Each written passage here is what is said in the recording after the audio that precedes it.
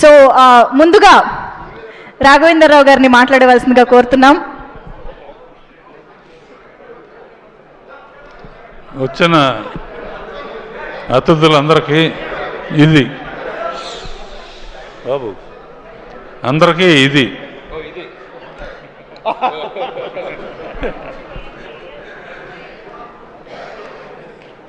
ఇది ఎలా ఉందంటే సంక్రాంతి సినిమా అంటున్నారు. సంక్రాంతి ఎస్తో స్టార్ట్ అవుతుంది. Producer Sahu S, Sushmita S, 2 ఎస్సులు కలిస్తే ఎంత సూపర్ హిట్ కాకుండా ఏమవుతుంది? అండ్ చిన్నప్పటి నుంచి చూస్తున్నా సుస్మితని. ఇటువంటి పెద్ద హిట్ రావటం అమ్మా నీ బాధ్యత ఇంకా బాగా పెరిగింది. సాహో నీకు కూడా, అండ్ మీ ఫాదర్ని కూడా అడిగాను చెప్పు. చిరంజీవి గురించి ఏం చెప్తాను నేను, నాకన్నా చిన్నవాడు అయినా బాబాయ్ అని పిలుస్తాను. చిన్నప్పటి నుంచి అల్లు రామలింగ గారు కానీ ఆ రోజుల నుంచి ఒక కుటుంబంగా పెరిగాం. మెయిన్ క్రెడిట్ నాకేంటంటే స్వర్గీయ ఎన్టీ రామారావు గారితో 12 సినిమాలు చేస్తే నేను బాబాయ్తో 14 సినిమాలు చేశాను.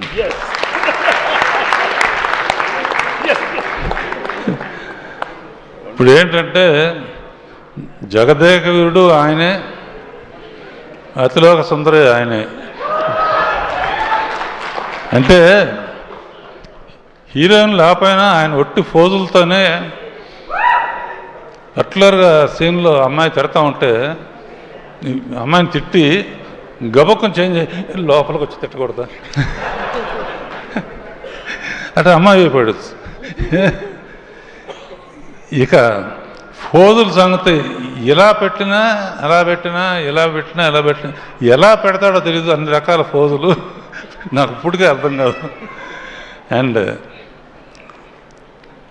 ఒక విత్తనం నాటితే మర్రి చెట్టు అవుతుంది, యాపిల్ చెట్టు అవుతుంది. నేను ఒక విత్తనం నాటాను వీళ్ళిద్దరి మధ్య. బాబాయ్ అనిల్తో ఓ సినిమా చేయాలి నువ్వు అని ఒక చిన్న విత్తనం నాటాను. యాపిల్ చెట్టు వస్తుంది అనుకున్నాను, కానీ వటవృక్షం అయిపోయి మర్రి చెట్టు అయిపోయింది. మరి ఎంతమంది నీళ్లు పోసారో, అమృతం పోసారో ఏం తెలుసు. అండ్ యూ డిజర్వ్ ఇట్ బాబాయ్. ముఖ్యంగా